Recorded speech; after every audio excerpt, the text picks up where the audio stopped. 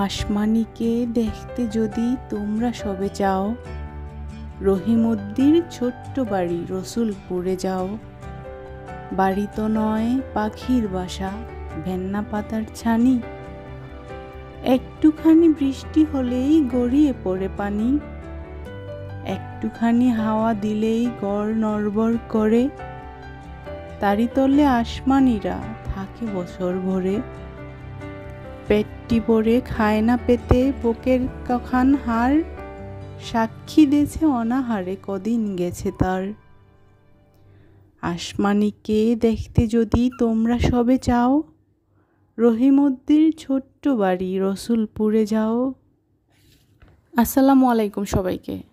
আরও একটা নতুন ব্লগে আপনাদের সবাইকে ওয়েলকাম করছি। আশা করি যে যেখানে আছেন ভালো আছেন, সুস্থ আছেন। আমরাও ভালো আছি আল্লাহর রহমতে। তো আজকের ব্লগটা আমি সকাল সকালই শুরু করলাম। আয়েশের বাবা অফিস চলে গেছে, আয়েশ ঘুমোচ্ছে। আর সাধারণত আমি মর্নিং বার্ড না, আমি সকাল সকাল উঠতে পারি না, উঠি নাই কখনো।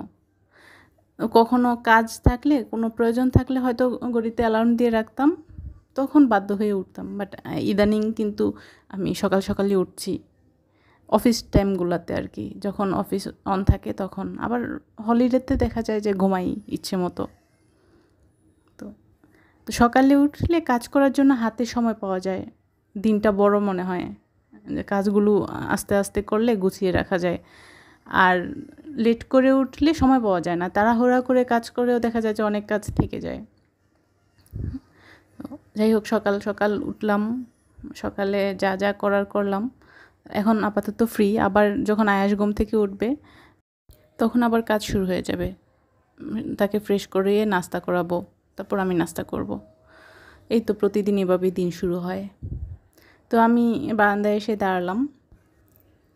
আজকে সকালের আকাশ দেখেই মনে হচ্ছে যে সারা দিন খুব রোদ হবে, কড়া রোদ হবে, অনেক গরম হবে।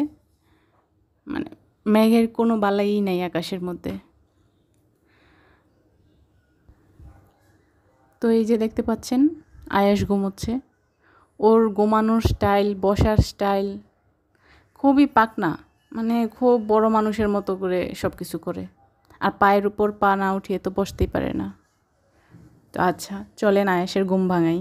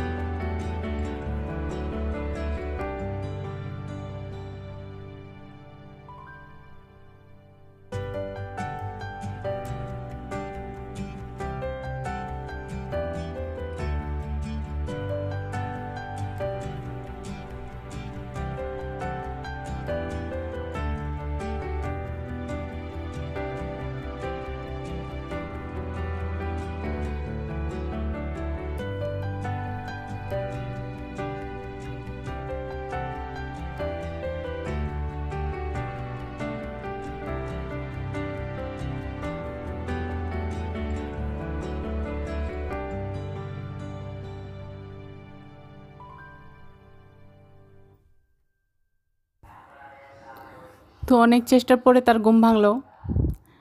ওর তাকে নাস্তা করিয়ে ড্রয়িং রুমে খেলতে দিয়ে দিলাম। খেলছে আর কার্টুন দেখছে। সে সাধারণত মোবাইলে কার্টুন দেখে বেশি কমফোর্ট ফিল করে। মোবাইলে যে মাতব্বরি করতে পারে, টিভিতে তো মাতব্বরি করতে পারে না, সেজন্য টিভিতে বেশি পছন্দ করে না। তো আমি ওকে খেলায় বিজি রেখে আমি রান্নাঘরে ঢুকবো। তো আজকে আবার হাতিলের ফার্নিচার দুটা কিনেছিলাম ওই দিন, তো ওইগুলো আসার কথা। তো যদি নিয়ে আসে তাহলে আবার একটু কাজের ঝামেলা বেড়ে যাবে, সেজন্য রান্নাবান্নাটা আগেই সারতে হবে।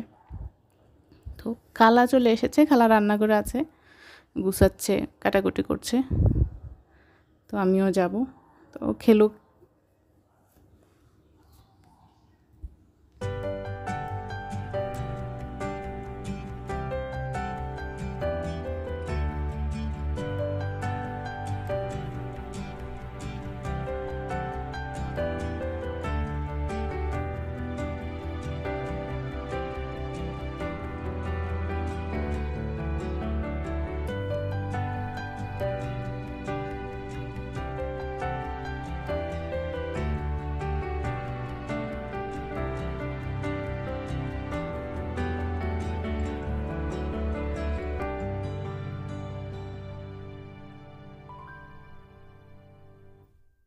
তো আমার রান্না প্রায় শেষ, শুধু ইলিশ মাছটা বাকি ছিল।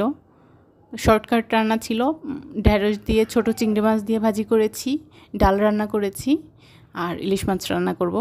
ডালটা আমার প্রতিদিনই রান্না করতে হয়, কারণ আয়াস ডাল দিয়ে তারপরে সাথে মাছ বা মাংস এভাবে খেতে পছন্দ করে আর কি, সেজন্য ডালটা থাকে, প্রত্যেক দিনই রান্না করতে হয়। তো এটা হচ্ছে এবছরের নতুন ইলিশ মাছ, ডিম আছে একদম। ইলিশ মাছটা বড় অনেক, বাট ডিমে ভরা। আমার আবার ডিমওয়ালা ইলিশ মাছ ভালো লাগে না খেতে, ডিম ছাড়া ইলিশ মাছ ভালো, টেস্টি হয় বেশি। কিন্তু এই ইলিশ মাছটাতে ডিম ছিল। ও ইলিশ মাছ ভুনা করে নিচ্ছি। ভুনা তো অ্যাজ ইউজুয়াল সবাই পারে, যেভাবে সব কিছু ভুনা করে ইলিশ মাছও সেভাবেই ভুনা করে, বাট ইলিশ মাছে মশলার পরিমাণটা কম দিলে ভালো হয়। ইলিশ মাছ তার ফ্লেভারেই বিখ্যাত। এখন যদি অন্যান্য মশলা দিয়ে বেশি একদম করে ফেলি, মশলাটার গন্ধই বেশি পাই, তাহলে ইলিশ মাছের যে নিজস্ব গন্ধটা ওইটা আর থাকবে না। তো সেজন্য ইলিশ মাছে নাকি মশলা কম ইউজ করতে হয়, মানে সবাই বলে আর কি। তো আমার মাছ রান্না শেষ, এখন ধনেপাতা কাঁচামরিচ দিয়ে রেখে দিব ডেকে, চুলা অফ করে দিব। আর ওইদিকে খালা বাকি কাজ গুছাচ্ছে, ঘর মুছবে, ঘর ঝাড়ু দিচ্ছে। তো আমি যে আয়াসকে গোসল করিয়ে দিব, তারপর যদি কোনো কাজ থাকে সেটা করব। আর আজকে একটু আগেই ফোন আসলো আয়েশার বাবার যে আজকে বিকেলে নাকি হাতিলের ওই প্রোডাক্টগুলো ডেলিভারি দিবে, প্লাস ফিটিং করে দিয়ে যাবে। তো এই জন্য বিকেল আবার কাজ থাকবে। তো আয়েশকে ভাবছি যে একটু আগেই ঘুম পাড়িয়ে দিব, তার ঘুমটা যাতে ফুলফিল হয়, নয়তো বিকেলবেলা যখন কাজ করবে তখন ওই শব্দে আবার ঘুম ভেঙে যাবে। খুব পাতলা ঘুম আয়েশের, মানে সামান্য একটু শব্দ হলেই তার ঘুম ভেঙে যায়। মাঝে মাঝে তো ফজরের আজানের শব্দ সে ঘুম থেকে উঠে যায়, উঠে আমাকে টেনে উঠে ফেলে, মানে তার ঘুম ভাঙলো মানে আমাকে উঠতে হবে, এরকম করে। খুব পাতলা ঘুম। বাচ্চা মানুষের এত পাতলা ঘুম হয় ওরে দেখেই দেখতেছি আর কি প্রথম, কারণ বাচ্চারা তো সাধারণত এই বয়সটাতে গভীর ঘুম থাকে তাদের, আর ওর খুব পাতলা ঘুম।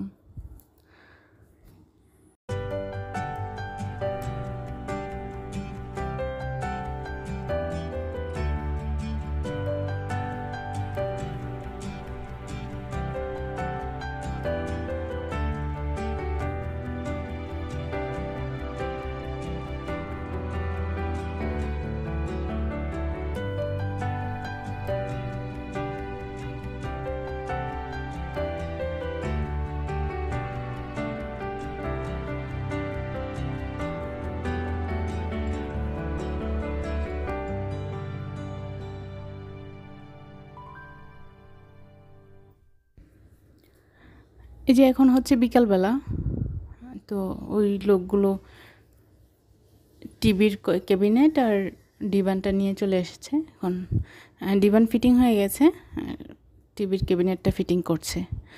আচ্ছা, আমি এখানে শিরিন আক্তার নামে আপুর জন্য বলছি যে আপু, তুমি আমার অলমোস্ট লাস্ট 2টা ভিডিওর কমেন্টের মধ্যেই বারবার বলছো ফিটিংস রিভিউ দেখান আপু, ফিটিংস রিভিউ দেখান। তো সরি আপু, ডিভানটা যখন ফিটিং করে তখন আমার মনেই ছিল না ভিডিও করার কথা, আর যখন মনে হলো তখন দেখছি যে টিভি ক্যাবিনেটটা ফিটিংস করছে। তো আপনার জন্য এটাই রেকর্ড করে নিলাম। আর বাকি রিভিউ আমি গড়টর গুছিয়ে তারপরে সুন্দর করে সবগুলা প্রোডাক্টের রিভিউ দিব। আপনি আপাতত এই 2টা জিনিস দেখেন আর টিভি ক্যাবিনেটের ফিটিংসটা দেখেন। তো এটা স্পেশালি আপনার জন্যে, কারণ আমি জানি না মানে আপনি কেন আমার ভিডিওর কমেন্টে এসে বারবার বলছেন যে ফিটিংস রিভিউ দিতে। তো হয়তো আপনার কোনো দরকার আছে, তো এই ভিডিওটা আমি আপনার জন্যই করেছি। যদি আপনার কোনো উপকার হয় তাহলে আমার ভালো লাগবে, এই আর কি। তো ওনাদের কাজ অলমোস্ট শেষ, এখন শুধু এগুলো জায়গা মতো সেট করে দিয়ে যাবে, এই আর কি। আর এখন হচ্ছে সন্ধ্যাবেলা, আমি রাতের জন্য রুটি বানাচ্ছি, প্লাস বেশি করে বানিয়ে রাখবো যাতে ফ্রিজে রেখে দিতে পারি 2-1 দিনের জন্যে। তো আমরা সাধারণত লাল আটাটা খাই। লাল আটাটা খেতে এত টেস্টি না, তারপরও স্বাস্থ্যসম্মত, তো সেজন্য লাল আটাটাই খাওয়া হয়। আর সাদা আটার তুলনায় লাল আটা অনেক হেলদি।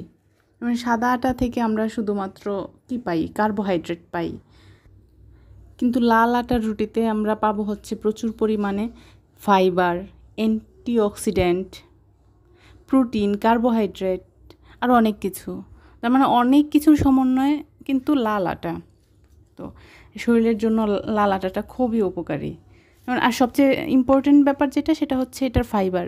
এটা ফাইবার কিন্তু মানুষের হাইপার টেনশন কন্ট্রোল করে, ডায়াবেটিক্স কন্ট্রোল করে, হ্যাঁ। তো আবার ওজন কমাতেও সাহায্য করে। তো যাদের হাইপার টেনশন হয় এবং ডায়াবেটিক্স আসছে তারা লাল আটা খেতে পারেন।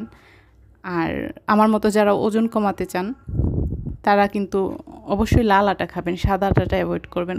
কারণ সাদা আটাতে কিন্তু ওজন কমে না। মানে ভাত খাওয়া যা সাদা আটা খাওয়া তা একই, বাট লাল আটাতে ওজন কমে, সেটা আমি নিজেই প্রমাণ। কারণ আমি সকালে রাতে রুটি খাই, তো আমি জানি যে লাল আটাতে ওজন কমে। কারণ আমি অন্যান্য ডায়েটিংস ফলো করি না, শুধু রুটি খাই, এটাই। তো আমার ওজন আলহামদুলিল্লাহ আগের চেয়ে অনেক কমেছে। তো যারা ওজন কমাতে চান তারা এটা ট্রাই করে দেখতে পারেন। লাল আটাটা দেখতে সুন্দর না, কিন্তু হেলদি। দেখতে সুন্দর না, খেতেও সুন্দর না, কিন্তু এটা আবার অনেক স্বাস্থ্যসম্মত। তো যাই হোক, এই যে অনেকগুলো রুটির মধ্যে দেখতে পাচ্ছেন সবার উপরে যে রুটিটা, সেটা হচ্ছে ছোট্ট একটা রুটি। তো এটা হচ্ছে আয়েশের রুটি। আমরা যখন রুটি খাই, আয়েশের বাবা যখন খেতে বসে তখন সে যে পাশে বসে বা পাশে যেয়ে ঘোরাঘুরি করে রুটির জন্য, রুটি খুব পছন্দ করে, সেজন্য তার জন্য এক্সট্রা একটা ছোট করে বানিয়ে রাখি। তো এখন আমি এগুলো বক্সে ঢুকিয়ে ফ্রিজে রেখে দিব। তো দেখা যাবে যে এটা দিয়ে আমার 2 দিন চলে যাবে। তো কারণ 2টা করে রুটি খাওয়া হয়, তো তত বেশি লাগে না। তো এগুলো আবার ফ্রিজে রেখে দিলে 2 দিন পর্যন্ত একদম ফ্রেশ থাকে, মনে হয় না যে ফ্রিজ থেকে বের করে ভাজা হয়েছে। তো ঠিক আছে, আজকের জন্য এখানেই বিদায় নিব। ভালো থাকবেন আপনারা। আর প্লিজ আমার ভিডিও ভালো লাগলে আপনারা আমার চ্যানেলটাকে সাবস্ক্রাইব করবেন, পাশে থাকবেন। আল্লাহ হাফেজ।